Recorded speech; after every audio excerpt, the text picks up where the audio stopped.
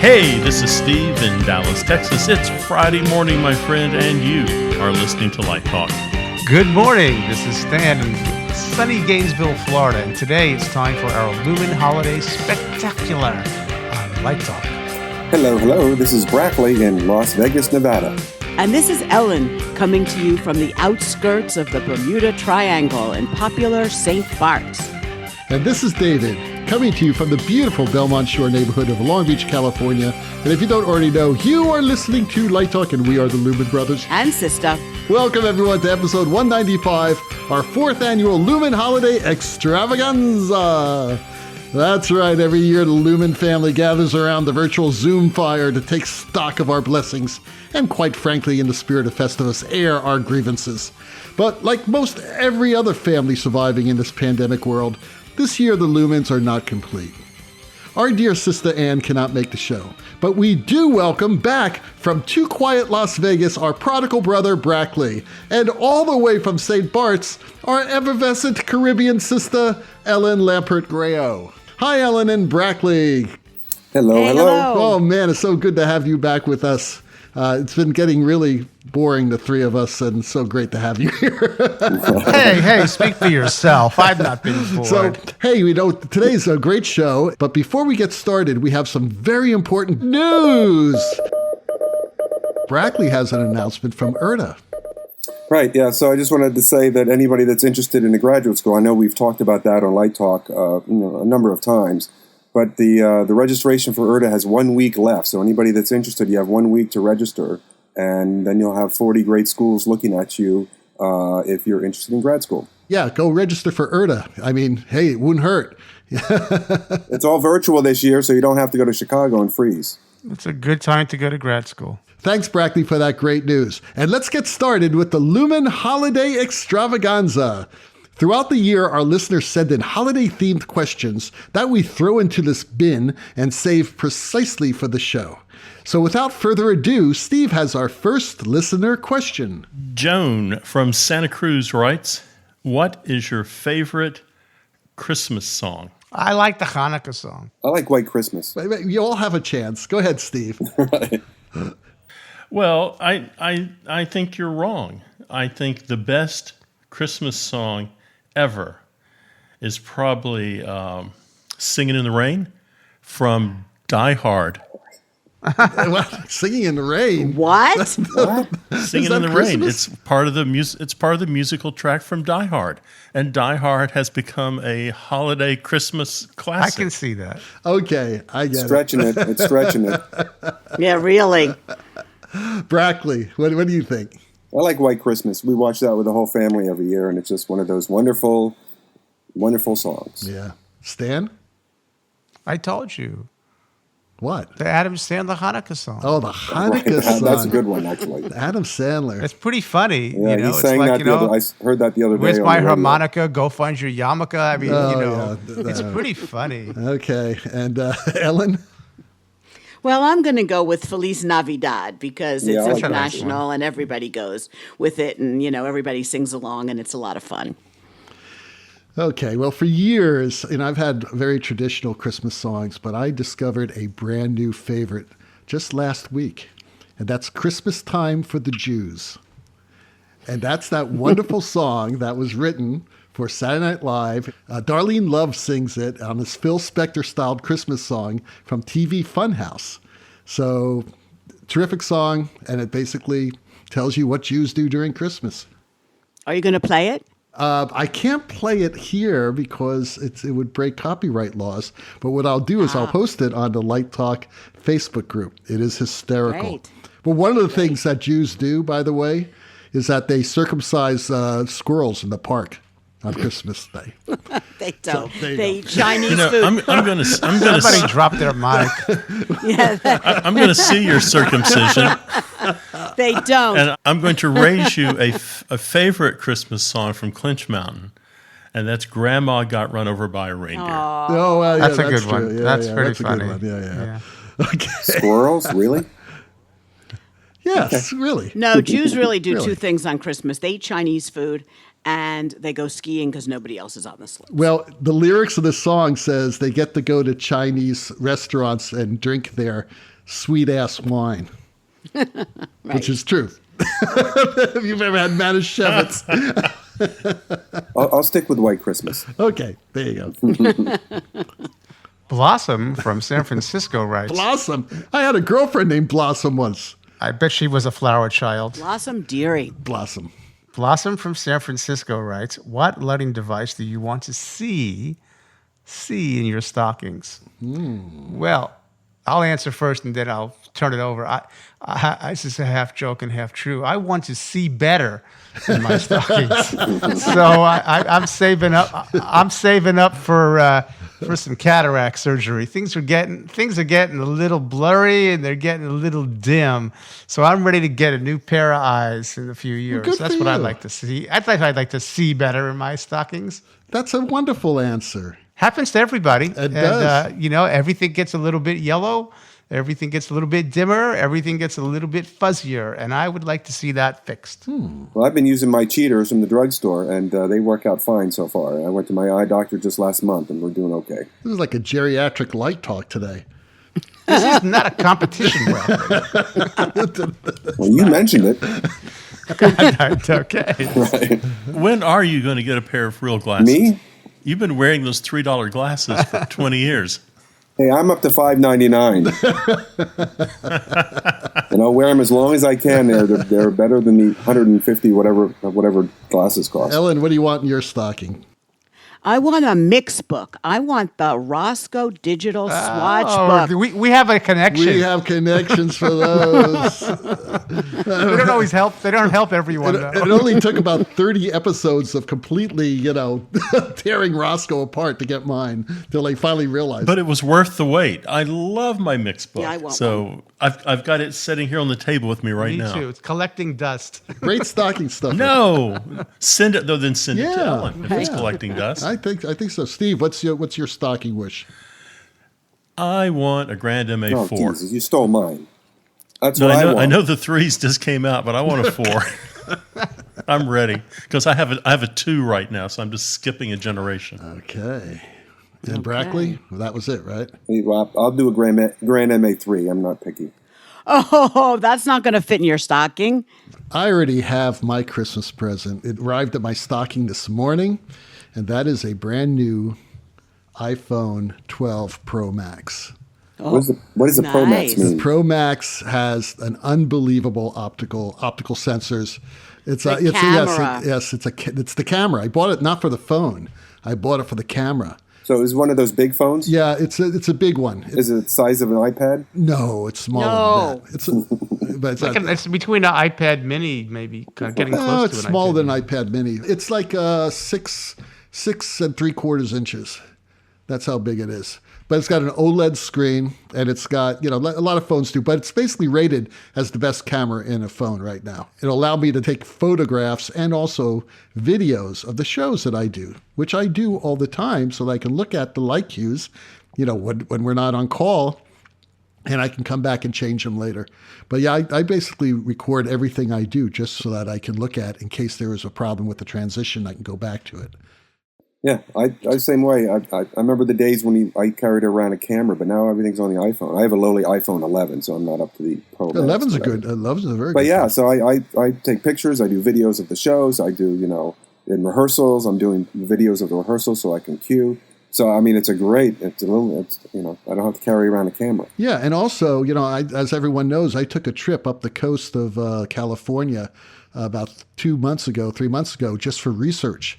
And I brought my phone and I took the most amazing photographs of sunsets, of skies, of oceans, of mountains, of redwoods.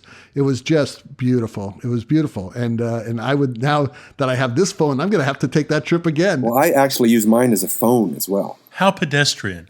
You use your phone as a phone. No, call Who me would've crazy. thought? But I have those big, ugly glasses, too. So. That's true, you do. Oh, I should just say, in my stocking, I love a set of new glasses from Sam's Club. Oh, well, there you go. Did anybody get to see a good picture of the convergence last night of Saturn and was it Jupiter?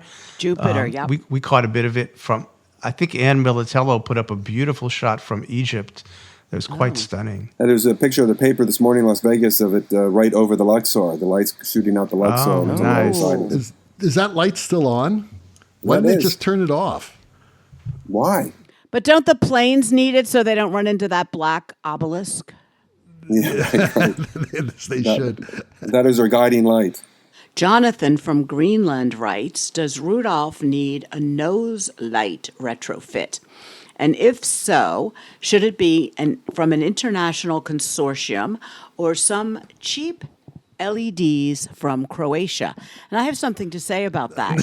The other day, I was reading that male reindeer lose their antlers in the winter. So this Rudolph should probably be Rudolpha because chances are they were all female reindeer. How do you like that? Yeah, but they all have antlers, if I remember correctly. That's right, but the males lose their antlers in the winter. I know, so they must be females. That's what I just said. It takes me a while to process this.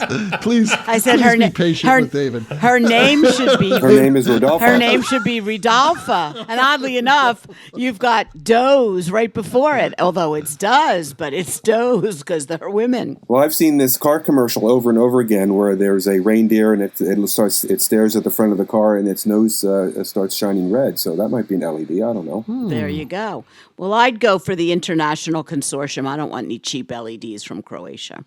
Right. It could take some time though. Diane from Key West asks, "What do Jews do for Christmas?" Well, we just answered this. They circumcise squirrels in the park. No, they I'll don't. tell you they eat what Chinese and They go eat skiing. Chinese food and go I'll skiing. tell you what they do. So Ellen's got it right. So what you see, everything is closed, and people are home doing their Christmas thing, and Jews are lonely. So if you grew up in New York like I did, like what's the only thing that's open on Christmas? Well, who's not Jewish? So there's a lot of bonding that goes on between the Jews and the Chinese, Right. because the Chinese have the restaurants open. So the Jews do what they always do. They go out and they walk to the Chinese restaurant. And it's no problem getting a table because only the Jews are out, and it works beautifully. Okay. I refer you to the song Christmas Time for the Jews. It says in the lyrics of that song exactly what Jews do on Christmas. One of them is they do go to the movies. If movies were open, they'd be in The movie movies, theaters. that could be right? true. Yeah, They that's right after the Chinese meal.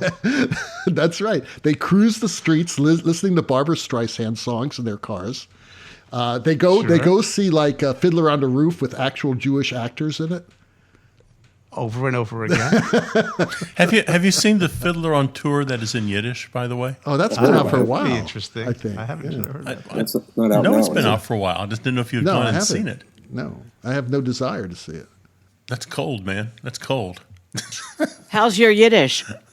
My Yiddish is actually, not so good. That's a whole other story. But, okay, so here's the deal. I grew up in a mixed family. My father was Jewish. My mother was Christian, and she converted to Judaism. So she had like the perfect storm of guilt, by the way. If anyone has a mother that went through who's Christian and a Jew, believe me, you've never seen guilt like this in your life. But we celebrated both Hanukkah and Christmas because on my mother's side of the family, they'd come over, they'd want to see a Christmas tree. And also we liked the Christmas trees. So it was nice. We called them Hanukkah bushes. Right. So we got a lot of presents. So you had more presents. You had the eight days of presents, and then you had the Christmas presents. But they spread them out. They weren't great presents. They were socks, things like that, Socks. That's the whole problem. So Dietrich from Berlin asks, how many Christmas lights can go into a standard household outlet? Wow, finally an actual question that has something to do with electricity. It's as many as you can possibly put in there, man. You just get a bunch of plugging strips and plug your plugging strips together. I mean, you can. Well, nowadays with thousands in LEDs, you there. can certainly plug a lot more in than when I was a young person. Well, I'll give you a number. If you use a standard LED Christmas string lights, then the correct answer is 43 strings can be connected to one outlet. That's like the Rockefeller tree. If you go back to the Christmas tree lights we had as a kid, then probably 5 sets connected end to end can go into one outlet. I had no idea. I just plug them in until the breaker blows. Ellen, did you come from a mixed family or you guys are just all Jewish? All Jewish, Okay, all so the you didn't way, do any. through and You didn't through. do the tree or the Hanukkah bush or anything like that. Did No, you? but my father had a few people who worked for him who were not Jewish, and we used to go there on Christmas sometimes and look at the tree and look at the boxes and eat the red and green cookies and, the whole bit. That's great. Well, this begs the question, how many electric menorahs can you plug into a household circuit? Why would you have an electric menorah? Stan, are you still there? Are you okay? I haven't heard Stan in an hour. Oh, this is his question coming up. Okay, go Stan. Dawn from the Inland Empire writes, do you install any holiday lighting in and on your house, and what techniques do you use? Well, if our listeners have been paying attention to my stories lately, you know that I've been engaged in a deep process of landscape lighting on the house, in the house. I've been doing lighting projects. We put a Sputnik chandelier in the dining room during COVID. We've been doing a lot of sort of lighting around the house, but I do have some news. So, I've been touting this company, Vault Lighting, which makes a good product for a cheap price. And I've had my RGBs, and I've got my Christmas floods out, I like my twink lights are micro dot. I like to be understated. So micro dots are very teeny tiny LED string lights. I like the delicacy of those. They're really small. So I've been doing a lot of that. And every night I go outside and I select a different color on my floods, and I select a different color on my Bluetooth control. And last night, I brought in a consultant. David Jacques came over. David Jacques came, and he helped me write a cue. So we did this beautiful deep blue and cyan. So I'm just doing all of this. But I do have some news that's a little bit negative. So yesterday, the landscapers were here, and we have told them where all the lights are and everything, and they're very nice. They're bilingual, and we had a nice hello, how are you, Mr. K? And then last night I went out, and I'm like, oh, my goodness, one of these beautiful little bar lights that lights up a part of the house was not working. Not working. Now, I have the best waterproof Sure Splice connections. I've done this right, okay? So this morning I went out and I had to dig up the wire, and where it was spliced in, I took my good fluke meter and I tested it. I had 10.8 volts, just about 11, which is about right. And I said, oh, that's weird. So then I disconnected that one fixture, and I can't figure out what's wrong with it. I don't know if the landscaper stepped on it or it's just a bad one. So I called Vault Lighting, and they were very nice. And I praised the product, told them how happy I am with everything. And they said, these are lifetime warranted. We're going to exchange that for you. Here's your UPS tag. Send it back. But the house looks great. And the thing I love about my colored holiday lighting is it comes in the windows, and then it lights up the interiors too. All along playing nice with my Philip Hughes. So these are my techniques. I love them. Contact me personally or go to my website. I'd be happy to help you. And what do the neighbors think about this schizophrenic I get on lighting? Facebook. The neighbors are always chiming in when I post the color for that night. Like, we have a wonderful couple, African American couple across the street. They're athletes and from Trinidad and Tobago. And they, when I forget to go out and change the floods, they go into an auto cycle and they just roll through colors. And Melissa got on, oh, Stan, that's my favorite one. And I said, just tell me when the kids' birthdays are. They have twins. Whatever you want, whatever color, just name it, no fee. No fee. Now, you're going to do this all year long, so you're not going to take them down? Absolutely. Now, Yeah, why some take of them the down? some of the lights, I have 3 layers, okay? Technique. Let me get down to brass tacks, like Steve would make me do. Brass tacks. Layer 1, white. Warm white, 2700 Kelvin. The path lights, okay, and the sconces on either side of the garage, and the China hat lights, they call them, on the pathways. Nice white. 4 RGBW Bluetooth control on both the crepe myrtles and the 2 columns at the front entrance. Controlled. Okay? And 3rd layer, only for Christmas, I bring out the 4 inexpensive floodlights, LED floodlights, RGBW from China. Those have to be controlled with those little funky remotes. So there's 3 layers, 3 styles, mix and match. I have not run out of ideas yet. Are any of these DMX controllable from a Grand MA? Not necessary. I can do it from my phone. Yeah, his phone, but you got to go through 3 different things. Yeah, you got to go through your phone and something else last. Yeah, I would say it's not a well integrated control system. Just now you need to integrate it. Let's tell the truth. Ever since we had Mark Brickman on the show, Stan has been juiced about lighting his house. It's true. Because Mark Brickman... Why? Because Mark lit the Empire State Building. Well, no. did. But he did do that. But which company was it? A high end? No, it was Philips. I right, think Philips. Right. Yeah. They asked him. They said, "Would you mind if we light your house?" And he said, "No, go ahead." And they did, and they did this beautiful job. And his neighbors complained about it. It's someplace in Malibu. It's a gorgeous house. But yeah, Mark has the best lit house in the industry. Well, I just have a couple of incandescent Christmas tree strings wrapped around a couple bushes, and I'll call it a day. You're a class act, Brack. Yeah, I think so. Listen, I have a Christmas laser. I stick it in the ground, I plug it in, and I walk away. I'm going to get one of those. That's even easier. $23.95. Perfect. Okay. Steve, do you have anything to add? No, I'm just still trying to. You getting over the circumcision of the squirrels? No, I'm just trying to picture the 3 layers of lights. I have 3 layers. Okay. To be honest, I did look at Stan's work last night. He said, David, write a cue.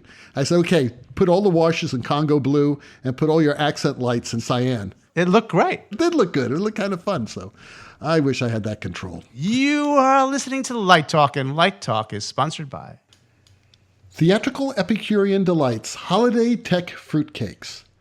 Just when you thought that COVID was going to destroy our last tradition of Yuletide, the fruitcake, Theatrical Epicurean Delights says, take away Christmas? Not today. Theatrical Epicurean Delights presents our 2020 special Stagehand Friendly seasonal assortment of delectable, delicious, and semi-digestible fruitcakes. First, we have our special Spam-Focused Delight. This fruitcake was designed with the electrician in the bucket in mind. The Spam-Focused Delight is loaded with Spam. Did she say, moving stage right or more Spam? Well, if you want more, just wait till you see that thick Spam gravy mixed with our industrial strength rum oozing out of the dough. Spam-Focused Delight will please those trust monkeys who like a little mystery in their digestive systems. For the tree-hugging prop crews among us, try our ever-popular Kale Seaweed Tofu Deluxe. For the first time in the long, legendary history of the fruitcake, green finally makes sense. For our Jewish brothers and sisters, our Matzah Brai gefilte fish fruitcake is a Kvel festival in itself. Packed with mystery fish loaf, a generous helping of horseradish, and surrounded by our rum-infused jelly moat, our Matzah Brai gefilte fish fruitcake will have you pleading, please God, call a break already. And finally, for the crew members with a more traditional palate, our truck loaders, try our old standard, the Rum Tum Tugger. Soaked with more cheap rum than exists in your business agent's liver, the Rum Tum Tugger is chocked full of fruit, including pounds of those disgustingly weird-colored green fake fruit nuggets. So don't allow the COVID Krampus to ruin your holiday calls. Enjoy one of this year's fruitcake offerings from Theatrical Epicurean Delights. Just make sure you learn your Christmas carols and take a roll of TP up in the bucket with you. And now, back to Light Talk. Jonathan from Greenland writes, It's a Wonderful Life or A Christmas Story. Is that multiple choice? Yes, that's us too. I'll go for Wonderful Life. I like Frank Capra and I like James Stewart. And I think that it's a very interesting film. It's kind of heartwarming. 1946, RKO Pictures, when Hollywood was Hollywood. So let's go with that one. Brackley? I'll go with Christmas Carol. No, Christmas Story. That's not an option. Oh, okay. Christmas Carol. But you can write your own. It's a Wonderful Life. I agree. I'd like that one over Christmas Steve? Story. Oh, absolutely. It's a Wonderful Life. Stan? I'm still stuck on that Fiddler on the Roof in Yiddish. That wasn't the not option. Not an option. This is A multiple Wonderful choice. Life or A Christmas Story. Okay, it's a Wonderful Life. Oh, boy. You're going to shoot your eye out. I go for A Christmas Story. Why? It's a great movie. They're both great films, don't get me wrong, but I always like the comedy. There's not a lot to laugh about in It's a Wonderful Life.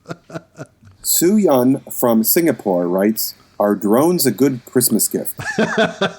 Only if you want to annoy your neighbors. Right. I mean, if you had like 5,000 of them and you were able to do a good lighting thing over your house that you just lit, that would be cool, But you need a lot of those. I wonder how many you would need if you were circumcising a squirrel. Oh, 3. 3. You'd have to ask the Moyle. Stan? Are drones a good Christmas gift? Yeah. I'm planning on getting one. Just one. I'm going to start with one and call it the Stan Space Force, and then I will slowly recruit more, and one at a time. I'd like start with one and just learn how to use it, then start to play with it, get the controls down, and then start. Get all to your add. neighbors upset at you, including the HOA.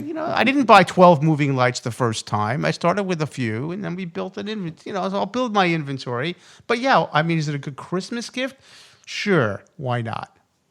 Jeannie from Duluth writes, what's your favorite holiday drink? Kahlua and eggnog is my favorite Christmas drink. Eggnog, this most disgusting thing I've ever drank in my life. But with Kahlua, it kind of pretty good. Oh, nasty. Oh, no, you mix it with a little fruitcake. No, and the fruitcake kills the taste of the eggnog. The rum tug That's the tugger. 2 most disgusting things you could have at Christmas, eggnog and fruitcake. Or spam and gefilte fish as well, by the way. Well, I'm looking at the script and it says hot chocolate and whiskey. That's my choice, hot chocolate Those and are whiskey. your choices. Yeah. I'm a big fan, if you want to know. I really love a really well-made, well-seasoned cider. And my wife does a great job with that. We get some cider, you get it warm. She puts she gets these cinnamon sticks and floats them in the bowl with the cider as it's nice and simmering on the stove. And she puts some cinnamon in there, and it's just so savory and sweet, but also sort of rich. I just like ciders, and I don't really eat apples that often, so it's a special treat for me. You put alcohol in there? It can be hard cider too. It depends. That's a great beverage to watch Fiddle on the Roof in Yiddish, Perfect. Along with the gefilte fish. And hopefully Rosie O'Donnell's not in it. Now I have a question. Is you mix hot chocolate and whiskey? Yes. Oh, that's interesting. It's delicious. I thought it was either hot chocolate or whiskey. No, it says hot chocolate and whiskey. Oh, I could see that. That sounds good. What whiskey do you use? Oh, I use only the best whiskey. Jack Daniels? Trader Joe's special. He uses 100-year-old, No, rum or you don't something. need good whiskey to put in the hot chocolate. It's a waste if you put good whiskey in there. Bob from Detroit asks, why are there 2 fuses in Christmas lights? I don't have a clue. This Jew doesn't have a clue. Let me throw you a lifeline there. All right. Okay, there are 2 tiny fuses, one in each side of the AC line. And those fuses are intended to melt. That's why there's 2 in there before the lights catch on fire. So they put 2 little tiny fuses in. One fuse would be too much. It might not handle it. But if you can put 42 strings on one switch, do you need 2 fuses? Well, I think this person's asking about incandescent Yeah, it's got to be. Yeah. Probably. rather than LED. Yeah. I say wait until the Christmas tree burns. Or you could just tape a penny to it. Okay, first of all, I got to say something because, every year Chris Barreca and his lovely wife Mona have an amazing German-themed Christmas party at their house. And of course, with COVID this year, they couldn't do it. And they have a huge real Christmas tree with real candles on it. Oh, wow. And they have about 100 real candles on it that they all light. And Chris always hands me a fire extinguisher. He says, you stand over there, and someone else on the other side with the fire extinguisher. And the kids light the candles, and it is the most beautiful thing in the world. It sort of puts to shame any sort of electric light on Christmas trees.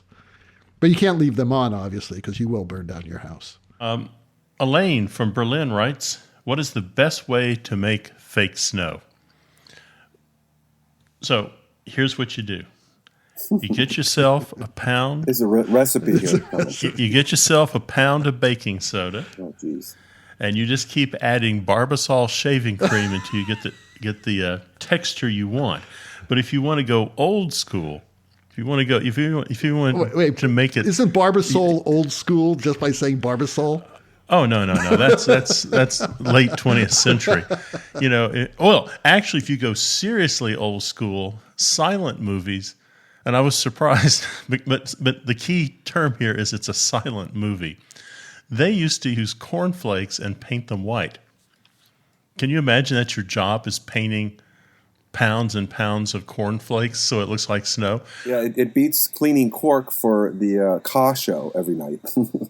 Well, the other way they did it. Sand. But no, it's cork. It's cork. Yeah, I know, but it looks like sand, not Yeah, it's snow. supposed to look like sand, but this one guy has to clean the cork every night. Pounds and pounds of it. And reuse it. Some people use white pine sawdust. I was surprised by that. Some people use laundry soap flakes. If you've ever seen The Wizard of Oz, or Holiday Inn, or Goldfinger, or It's a Wonderful Life, they all have something in common. Snow made from asbestos. That's great. Oh, yeah. Nothing like Asbestos and deeply. limestone. Breathe deep, the gathering gloom. Oh, my God. Speaking of Christmas Story, is that what they used on that show, Steve? Do you know? I don't know. I mean, It's a Wonderful Life started out with a chemical called fomite, which was used to put out fires.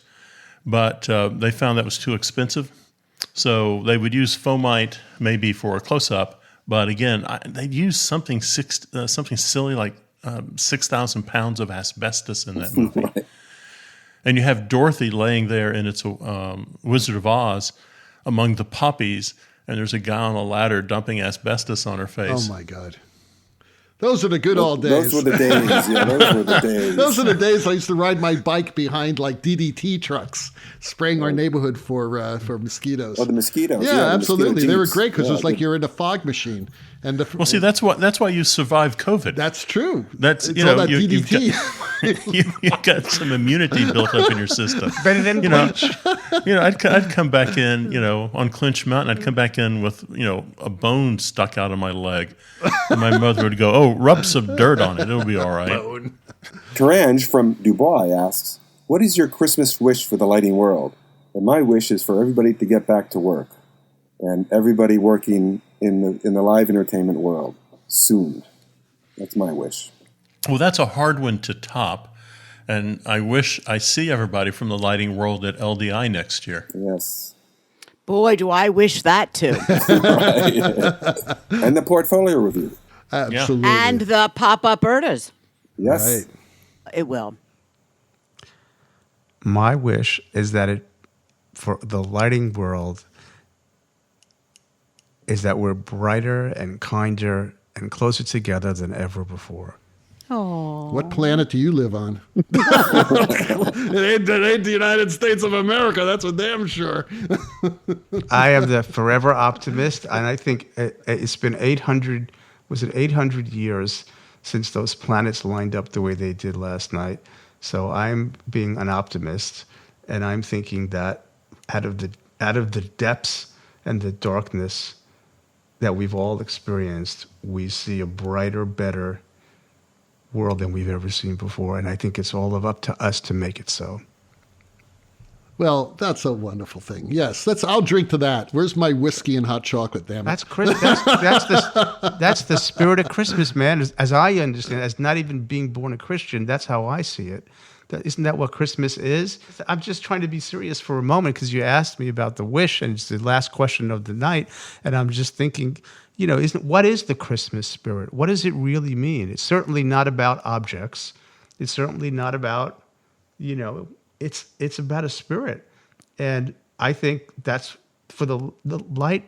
Light, we all work with light, and that's a physical thing that we use as an artistic tool, but it's also a metaphor and for spirit, right? For the thing that gives life. So I will admit that we've been in a dark queue. And so, okay. I mean, I'm not that much of an optimist that I can't see reality, but at the same time, we make it, and we have, and we're getting through it. And so I'm optimistic. And so I think we should all, my wish is that we in the lighting business are the light of the world, that we bring that into our lives. And I'll tell you this, I'll end on this one. This is from the Course in Miracles, which was my introduction to how Christianity thinks. I don't know if you all know what that book is. It's pretty great. And I always remembered this one. You can't eliminate darkness by pointing out that there's darkness over there. The only way to eliminate darkness is to turn on your light and make it brighter and brighter, and that's how darkness goes away. So pointing out darkness essentially is pointless, but turning on light is how you eliminate the darkness and make it move away. So that's my wish. It's all about positivity. Yeah, but Yeah, sometimes absolutely. some things need to be dark on stage. Let's be honest. That's right. Absolutely. There's a reason why they're dark. That's right. That's right. But I don't want to live in them. Yeah. Right. She was pretty smart, Marianne Williamson, wasn't she? That's right. Marianne Williamson. I first read Return to Love by Marianne Williamson, and that prompted me to actually buy The Course in Miracles, and that's how I got my understanding of the true meaning of Christianity. And you know, there are meetings. You know, people gather and they discuss the book. And I actually thought she was not a crazy presidential candidate either. If you really listen to what she said, I'm not saying she would be a good president, but it was nice to Right. have her voice in the conversation. Yeah, she was a great voice. Yeah, very intelligent. You know, it's interesting about light and darkness. When I was doing a story for Lighting Dimensions about one of the Disney properties, I think either the Animal Kingdom Lodge, probably the Animal Kingdom Lodge, and Howard Branson had done the architectural lighting and said that the outside, you know, there were these like fire pits and little areas that were lit, and it was all dark out there, like sort of as if you were on the Serengeti someplace. And then you'd see a fire over there, and you'd go to see what the people were doing over there. And then you'd walk down a path, and you'd see another fire group someplace else. And it was really interesting that out of the darkness, you were definitely drawn to the areas where the light was. And there was always something interesting happening there. So I think Stan is right. We need to get out of the darkness, get into the light, get back to work, and get interesting things going on again. Absolutely. Hear, hear. What a Hear, great hear. way to Yeah. end our 2020 Lumen Holiday Extravaganza show. Looking forward to 2021. Yeah, you know, we're coming up on the end of our fourth season, which is amazing. And we have a lot to be thankful for. It's not a Thanksgiving show, but we might as well make it one. But we do have a lot of to be thankful for. And the one thing that I am thankful for more than anything else are my friends who are here with me on the show today. And we're thankful for our family and for Ellen and Brackley and Stan and Ann and Steve and everyone else who we've had on the show this year. It's been a great year. We've suffered some horrible losses, not only through COVID and pandemic, but also, you know, personally within our theater community.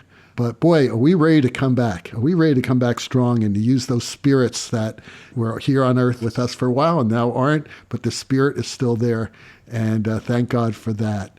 So thanks, everyone, for joining us on our Christmas show, our holiday extravaganza. And we're going to end it off like we end off all our shows with the Rockin' Sounds of the Luminoids tells us that once again, you've spent another Christmas morning listening to Light Talk.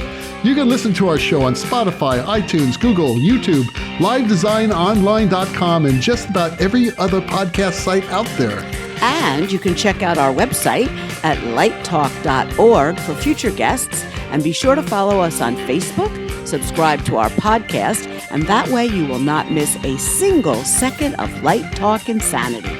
No guarantee is offered regarding the accuracy of any statements or opinions made on this podcast. However, I just have to say that the law firm of Flex, Flox, Flair, and Glare and their paralegal snoot are on vacation. Oh, no. So we have absolutely no defense right now if you decide to litigate us. So don't. Love please. each other. Be good Christians. Light Talk is written and produced by the Lumen Brothers and Sisters, coming to you from Long Beach, Gainesville, St. Bart's, Las Vegas, and the Republic of Texas. and be sure to join us next week when we talk about more happenings in our crazy industry. All of that and a new sponsor. Light Talk, broadcasting questionable Lumen knowledge and humor around the world. So we'll see you all next Saturday morning. Bye-bye from Light Talk. Merry Christmas. Merry Christmas. Happy holidays! Happy holidays! Every holy day you can think Festivus of. for the rest of us. Feliz Navidad! Light Talk.